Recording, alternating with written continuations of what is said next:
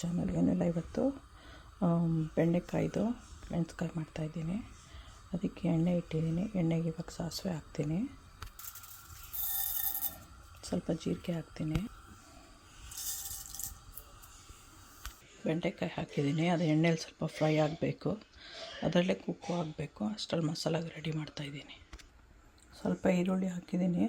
Garlic ಹಾಕೋಬೋದು, ನಾನು ಹಾಕಲ್ಲ, ಏನಕ್ಕೆ ಅಂದರೆ ನಮ್ಮ ಹಸ್ಬೆಂಡ್ಗೆ ಇಷ್ಟ ಇಲ್ಲ. ಆಮೇಲೆ ತೆಂಗಿನಕಾಯಿ, ರೆಡ್ ಚಿಲ್ಲಿ, ಒಂದು ಸ್ವಲ್ಪ ಜೀರಿಗೆ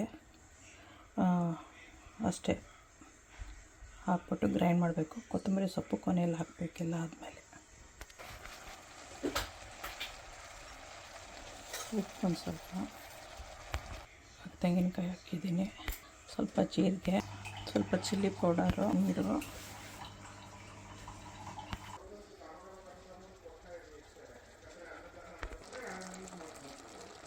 ಗ್ರೈಂಡ್ ಮಾಡಿರೋ ಮಸಾಲ ಹಾಕಿದ್ದೀವಿ. ಇವಾಗ ಕುದಿಸ್ತಾ ಇದ್ದೀನಿ.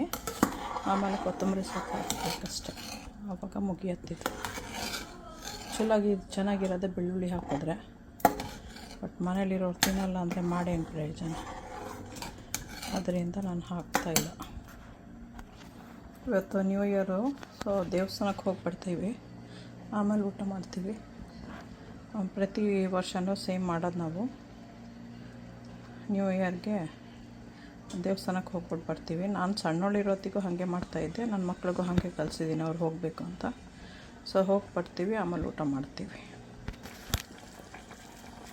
ಇವಾಗ ಕೊತ್ತಂಬರಿ ಸೊಪ್ಪು ಹಾಕ್ತಾಯಿದ್ದೀನಿ.